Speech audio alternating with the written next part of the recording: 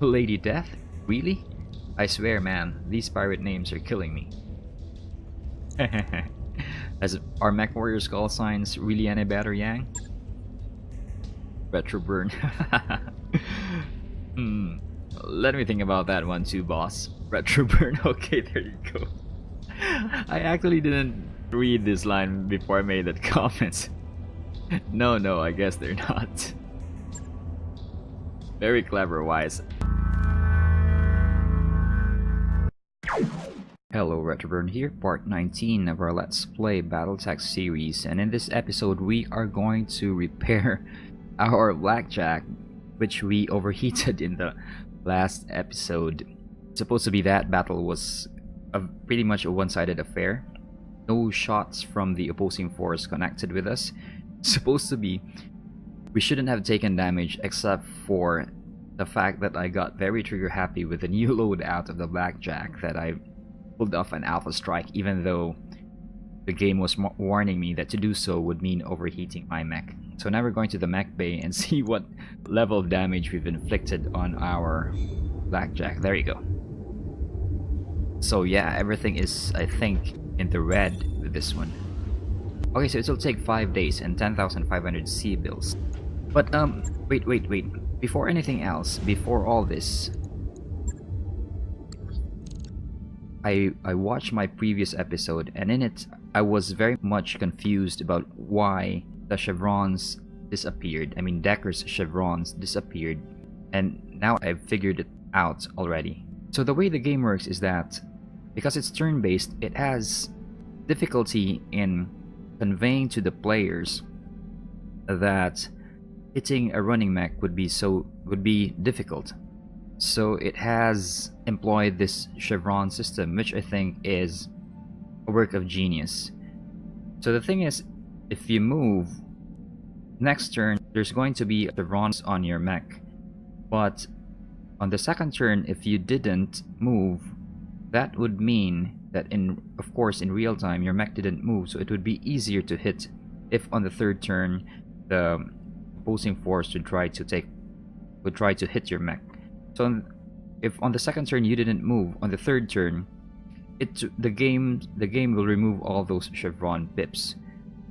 The thing you have to keep in mind is, number one, firing doesn't remove chevron pips. Number two is that if you didn't move on that current turn, on the next one all the chevron pips will disappear. So firing has nothing to do with it. So yeah, this clears things up. So I hope that in the future episodes I won't forget this fact and become confused again. So firing has nothing to do with it. It has everything to do with not moving. I mean, whether or not you move on the previous turn. That would decide whether or not on the current turn you'll have chevrons or not. And chevron pips is redundant. Okay, sorry about that. So English is not my native language. So yeah, sometimes I stumble for words. So I hope you'll excuse that fact. Anyway, going back to the bay. So in this episode we're going to repair this blackjack, and then we are going to sell all our locusts. Because even though I made a guide... Oh, wait, where is that? Storage. We have this one, locust and the spider, I think, right? Yep. So these are all parts. So maybe we could make a fortune by completing this one, the LCT-1M, and then selling it. LCT-1M. Let's see if anyone has... I mean, if anyone's selling mech parts for the LCT. Okay, so no go. How many are these? Just one? And if we sell... Okay, so they're very cheap. 163,840 compared to... Wait. We buy...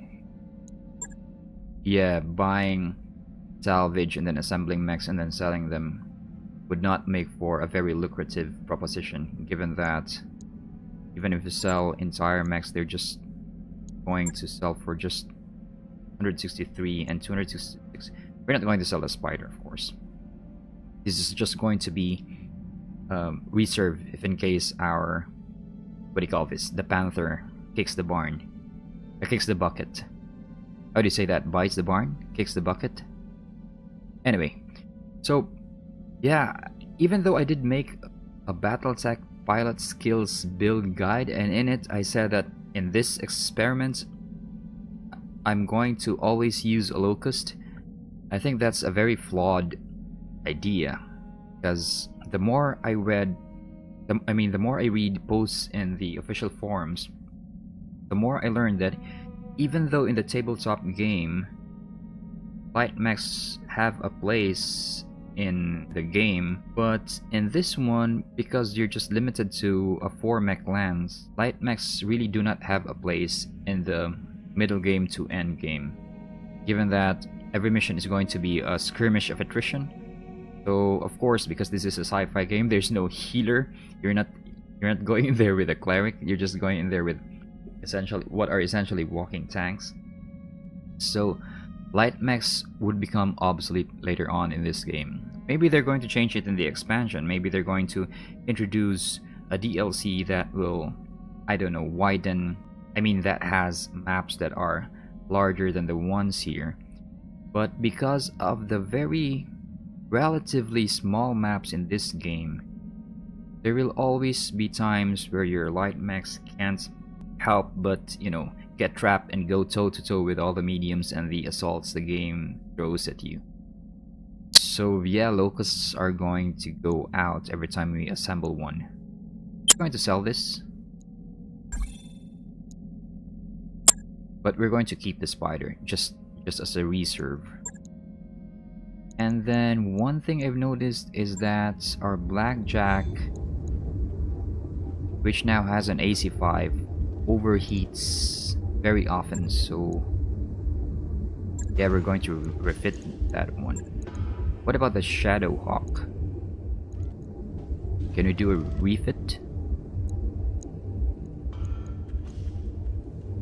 So one thing I've noticed with the Shadow Hawk is that I think it's too, I don't know, for its size it's too underpowered, so maybe we can replace its default loadout with something else. I mean, can we tweak the default loadout with something more effective? Okay, so there's only 2 heat sinks, and its heat efficiency is way too high, so maybe we can just remove I don't know, 1,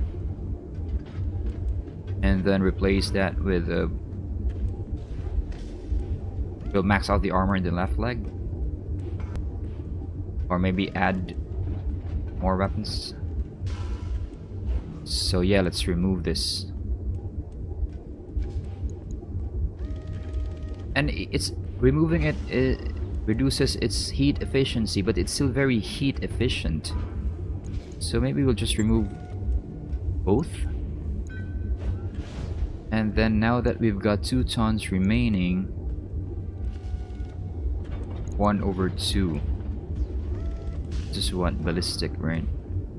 I'm not too fond of fitting a single mech with 2 ballistic hard points because of the your ammo bin might blow up if it gets hit and it has more than half of its stored ammunition. So I'm not too fond of ramming in more than 1 ballistic weapon into a battle mech. So no go with that one. So maybe we'll add in what, a support weapon here, maybe a small laser, because the Shadow Hawk is our current tank, and it will help if I think we add in a support weapon. Then maybe Bulwark can do melee moves. There he goes. Here you go. Tonnage is 0.5. So this is the vulnerable side, right? Given that it contains an ammo bin. So we'll use this one as a shield. The shielding side. Every time that we get heavy damage, we're going to turn our mech to the left so it can present its right side. So we'll just put this here maybe. Oh no, wait, there are no hard points here. Oh man. Okay, so yeah, that's no choice. Let's put it there. Maybe we'll put in 2. Wait, we only have one of these? Yeah, I think we only have one of these. With our funds very much low, I don't think that buying another one would be very feasible. We're just going to max out the armor. Here, we've got 1.5 remaining, right?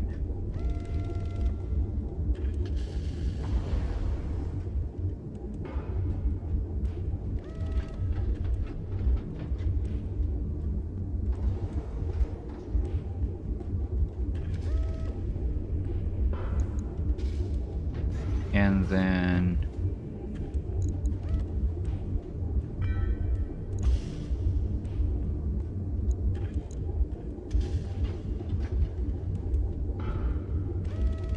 whoa. There you go. Okay, confirming. 1,000. Nothing we can't handle. 4 days. Okay. Logged and noted. Shouldn't be too hard. This one doesn't have any damage. 1, 2, 3, 4. Oh, it's going to take 9 days total. No, we won't hire any more mech warriors. But wait. Alright, the experience points. Behemoth. Standing by. 1,100 XP. Tactics. No, we're going to make her as a lancer. So we don't have... That's gunnery and guts, right? Nah, we won't put in any more here. We'll just wait until we can reach this one, multi-target, or maybe fill in another slot here. How about that? So it's going to be a recon, right? So that's going to be tactics and piloting. What's this? Yeah, sure. This unit generates an extra evasive charge for movement actions up to its maximum. Sure thing. This is going to increase his survivability.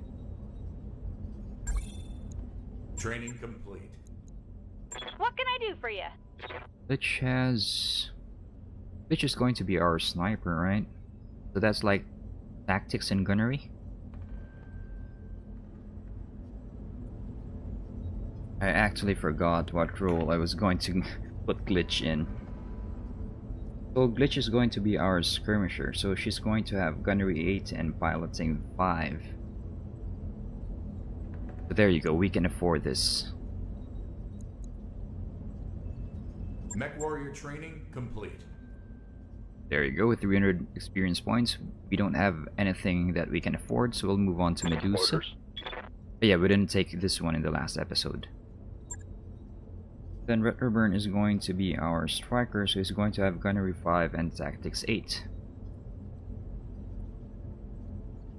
So we cannot afford any. So I think, yeah, that's that for this episode. But wait, let's see if the NPCs have something new to say. Commander. Good job finding us the new contract, Darius. It looks promising. Thanks, but I'm not sure that I deserve the credit. I mean, I put out the feelers like you asked me to, but I didn't really find Lady Centrala at all. It'd be much more accurate to say that she found us. That could either be a huge stroke of luck or a giant red flag. I guess we'll find out when we touch down Axylus. Born 2984, Anna Maria Centrala is the very image of the Canopian elite. An elegant figure, witty and charming, with a subtle mastery of social politics.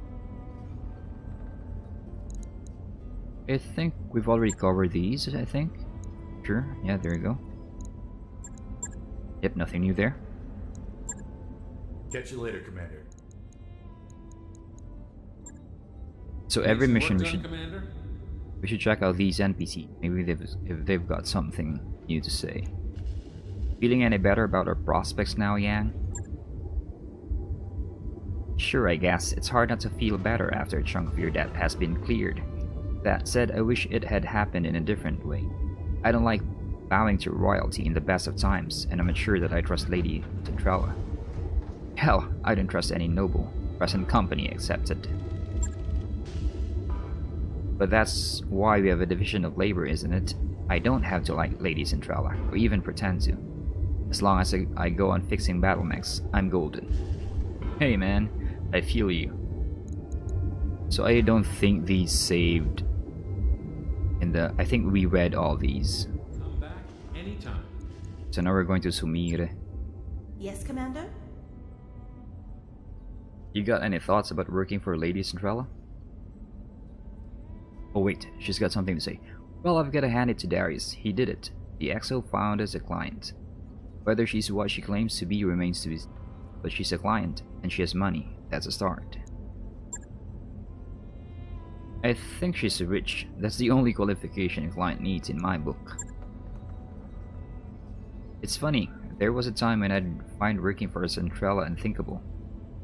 The Magistracy of Canopus doesn't have the best reputation where I grew up, but in the grand scheme of things, childhood prejudices are no match for economic necessity. Hell, I'd work for Stefan Amaris if he paid me well enough. This was the guy who started the... I think that was the first succession war? Not sure.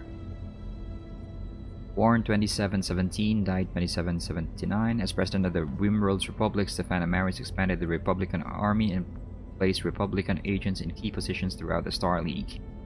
He fostered a close relationship with Richard Cameron, while the First Lord was in his minority. When Cameron came of age, I think we've already read this. Anyway, you can just pause the video and read it if you like, but I think we've read this already. Okay, that's that. Yeah, you can just pause this too, because I'm not too sure if you've read this already. So if you want to read all these, you can just pause the video. Okay, so that's that. Okay, so these are new choices. Yeah, let's go with this one. Amaris is one of the most reviled figures in history, Mayor. Yep, and a Sibyl would be just as good as anyone else's. I like this woman, pragmatic. Okay, we've finished all these, right? I'm very much confused why the game didn't gray out all the Q&A parts of Yang. But here it's... yep, it's all, everything's normal. Everything that we have read are all grayed out. It's all grayed out. Sorry about that. Grammar problem right there. Commander? So now we're going to do the Mech Warriors, Mech Bay, Captain. Let's check our reputation. So everyone's still indifferent to us. Customized company, later. Finances.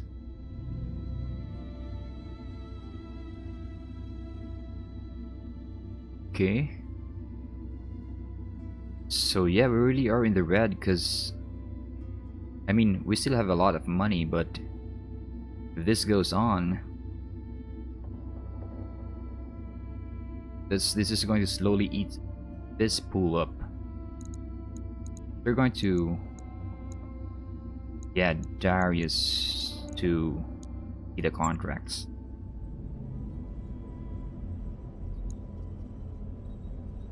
Okay, so there are new ones. Aggressive intrusion. It's still 0.5. But it... okay, this one involves travel. Also this one, right? Yep. So there's no other choice but to take this one. Because I'm not too comfortable with leaving the system, because I don't know if we leave the system, I don't know if we can still go back to Bellerophon and take this. So we're going to take this one before getting these. But first we are going to accelerate time so that these can get this one can get repaired and this one can get refitted. Here we go.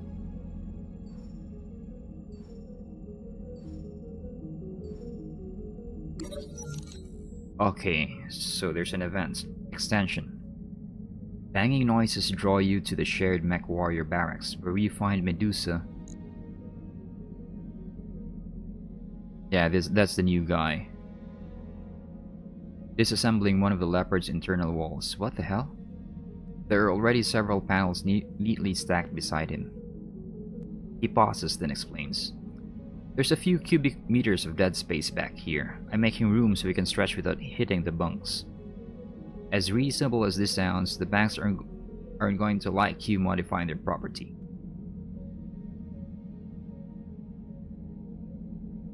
Wow, that's 20,000. Yeah, this is the more logical choice. Make the change easily reversible. So there's a tag, Technician. I don't know how the game system works about these traits. I have to sift around through the forums to make sense out of this. I think it's like D&D where you have skills, and if you don't have those skills, certain choices do not pop up. Yeah, but I think it's like that.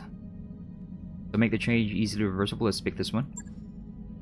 You look over Medusa's work. This is a temporary change, yes? Medusa blinks and quickly nods. Yes, Commander. You say the word, and I can have this back the way it was in 90 minutes. 120 tops. Good as new. You nod. Good, carry on. However, in the future, you will get sign-off before you start anything like this again. Are we clear? Yes, Commander. Yes. Morale increased by 1. Alright.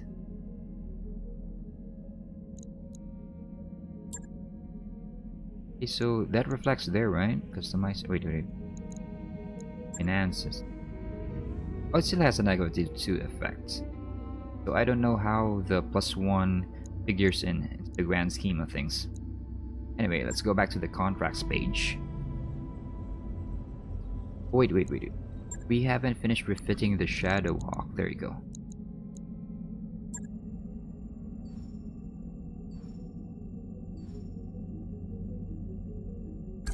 That work order you submitted is complete. Okay, roger that. Noted. We're going to the contracts page. And then we're going to take on the Axylus mission. And then once we drop there, we are going to save this game and cut it. Oh, it does a travel day. Oh man, 18 days.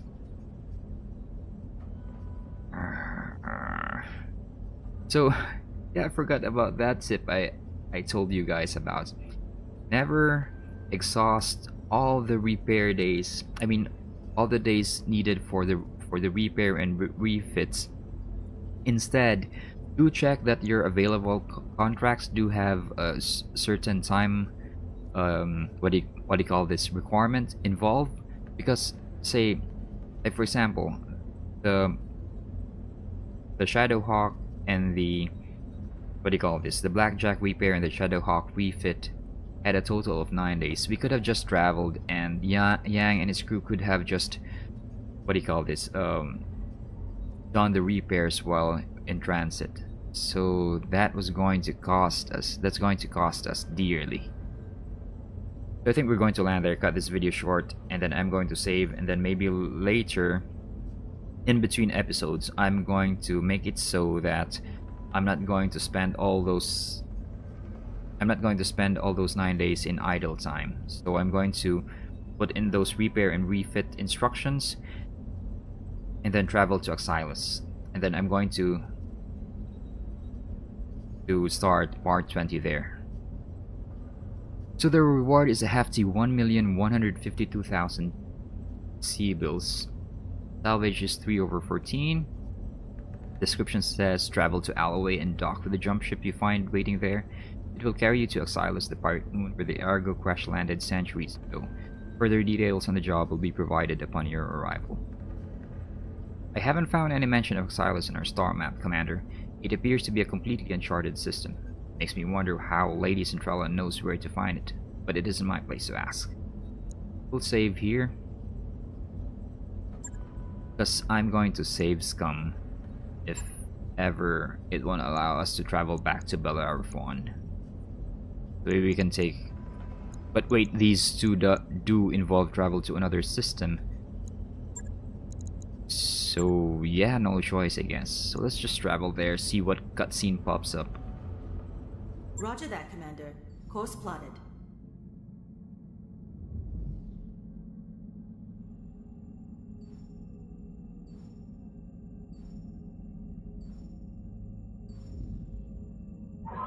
All hands, make ready for docking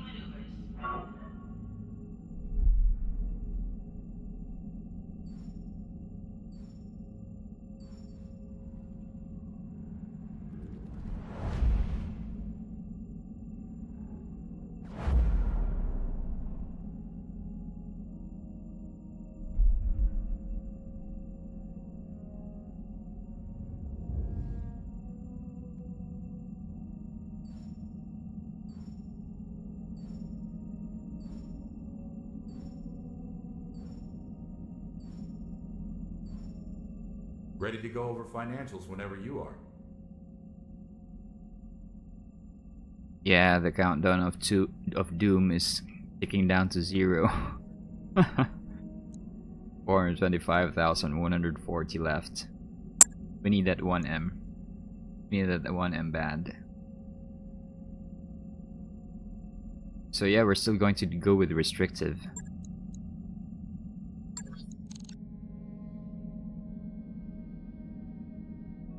So now we're going to go to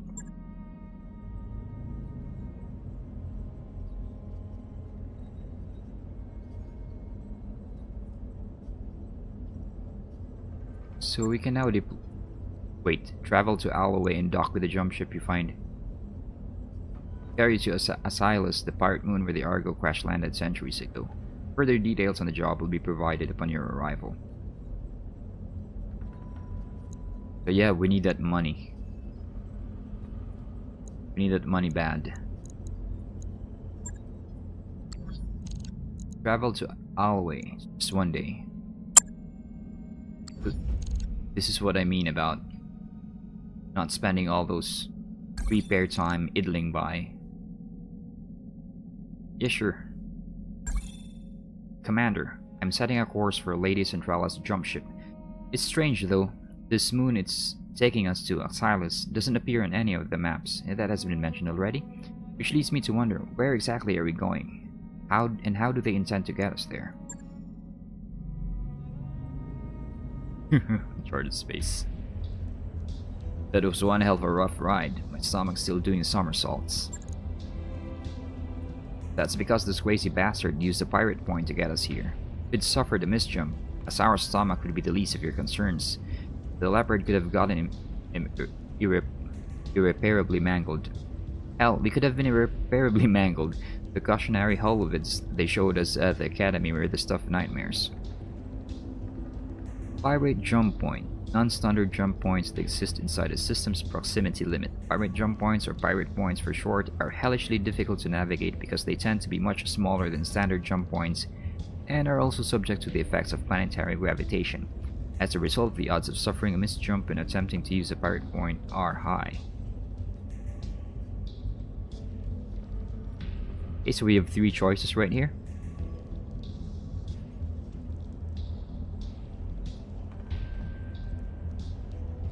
So I'm very curious, when exactly did you realize what Centrala's jump ship crew was planning on doing?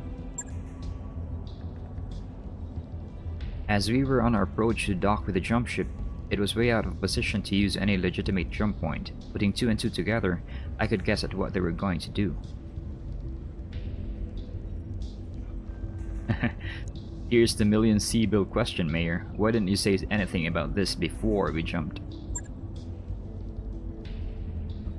Because it wouldn't have mattered if I had. We couldn't afford to turn down this job. Given the situation, I figured that ignorance was probably bliss. We'll talk about this later, Mayor, but for now, what's done is done. We're here, and there's money to be made. Let's focus on the task at hand. The Argo's crash site is here, smack dab in the middle of a pirate stronghold. The ship, the stronghold, and everything around it belong to a self-styled bandit queen called Grim Sybil. Her gang is the closest thing that Axylus has to a ruling council. How do you pronounce Sybil? Sybil? Sybil. Grim Sybil? Is that supposed to be scary? It sounds like the kind of name you choose out of a hat. What do their defenses look like? They're patchy at best. I don't think that Axylus gets a lot of visitors. They have strong anti-air cover, but little in the way of ground-based defenses. I'm seeing a lot of vehicles, but battlemech activity looks light. Okay, we've got 3 choices again.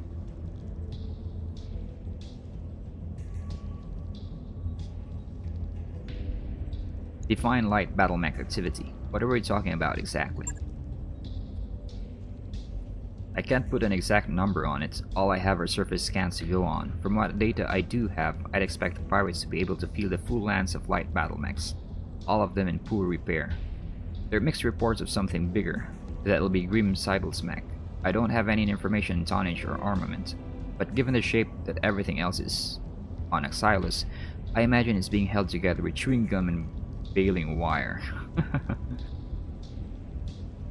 What else do we have on Grim Cybele? Before today, I've never heard of her. Yeah, I hadn't either. Centrala's intel says that Grim Cybele mostly stays put on Axylus, but she's got at least a dozen pirate gangs operating under her banner, so she must have something going for her. Cybele's bio is pretty sparse. There isn't a lot of meat there. I mean here. Just a note that she came up under Lady Paula Trevelyan, the pirate queen of the Tortuga Dominions.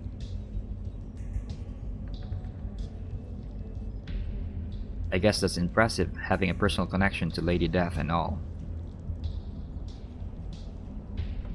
A bandit kingdom made of entire systems of planets in the periphery, the Tortuga Dominion's ruthless raids are a thorn in the side of both the Federated Suns and the Taurian Concordats.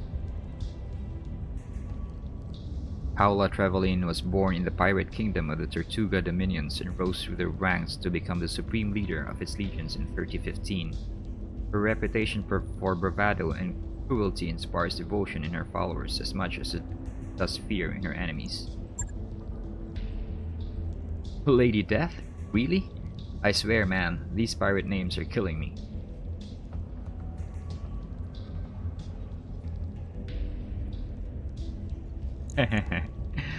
Are mech warriors call signs really any better, Yang?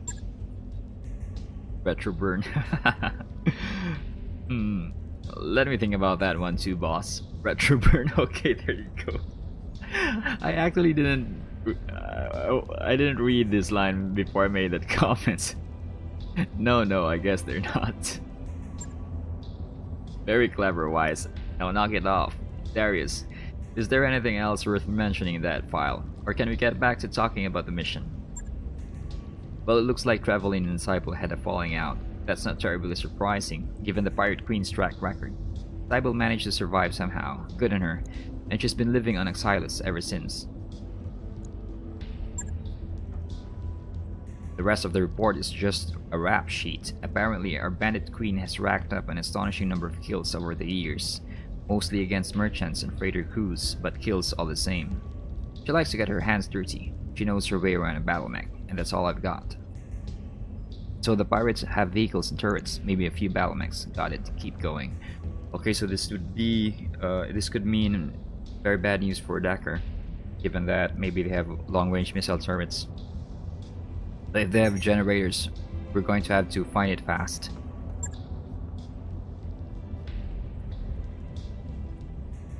The entire structure is surrounded by radar-guided anti-aircraft guns. Your first task will be to take down the radar tower so that Sumire can approach the derelict.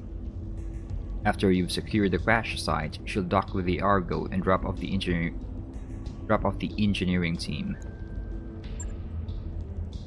And then they'll miraculously get a 200-year-old wreck flying again. Lady Centrala has bets a massive stack of sea boats that they will. For what it's worth, I believe that their chief engineer can pull this off. I've never heard of Dr. Farah Murad before Lady Centrala mentioned her, but I did some digging after our meeting. She was telling the truth. The dock has quite a reputation. Supposed to be some kind of frontier engineering wonderkind, and a genius at bringing dead ships back to life. How do you pronounce wonderkind anyway? Wunderkind? Wunderbar. Not too familiar with the German language. That's from the German language, right? Yeah, we've read this already. Okay, we'll pick this one because it has a special tag. We'll see. I wouldn't expect to find a really top-notch engineer this far outside the Combine. Hopefully Dr. Murad will defy that particular stereotype. We'll find out one way or another soon enough. Good hunting, John. I'll be keeping an eye on you from up here.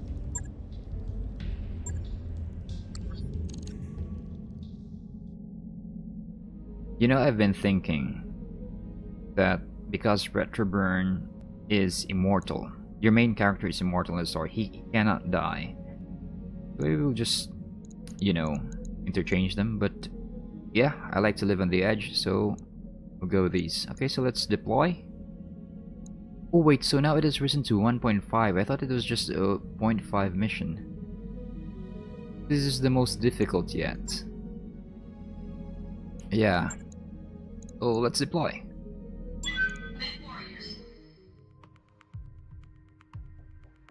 So we have 3 objectives: destroy the radar towers to bring down Grim Sibyl's anti-aircraft guns. Grim Sibyl's anti-aircraft guns. Proceed to the Argos crash site, and then defend against Grim Sibyl's pirates while Dr. Murad's team restores power to the derelict. Okay, so beginning mission.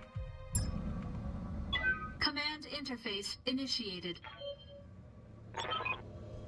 Welcome to Axylus, Commander. It's every bit as charming as you'd expect a pirate-occupied moon to be. You'll find Grim Sibyl's radar stations just ahead. Defenses appear to be limited to turrets and ground vehicles for the time being at least. We know that Grim Sibyl has at least 1 lance of battlemechs, so be ready for anything. There's a typo right there. They should edit this out. Be careful of the pirates' turrets as you make your way into the base. They pack a nasty punch, and they can also sensor lock. Ooh, okay, so that's what we learned in what part was that in our Let's Play series, where Decker died, and I had to save Scum because I really thought that the game was being unfair, that the game wasn't as forthcoming as I would have wanted it to be, given that, of course, we're mech warriors, so we should know that as our characters, that turrets can sensor lock. But it failed to, what do you call this? It failed to notify us about that fact up until now. So that was really very unfair, so I had to restart and save Decker from that one. Anyway, so aim for the turret generators. That will be the fastest way to neutralize a threat. I think we're going to go for this one first. After the pirates' radar stations are down, you'll be cleared to proceed to the Argo. Good hunting, Commander. Knock out the radar cover, crush any pirate resistance, and secure us that derelict.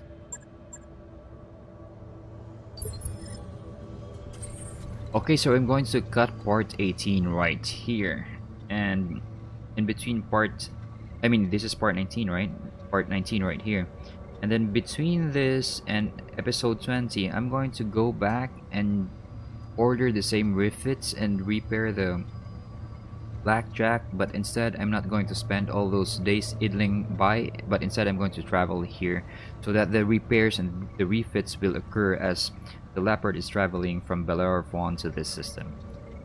So yeah, this ends part 19 of our Let's Play Battletech series. This has been Retroburn, and if you like this video, guys, please like and subscribe. Would go a long way to support this series. This has been Retroburn. Stay cool, stay frosty.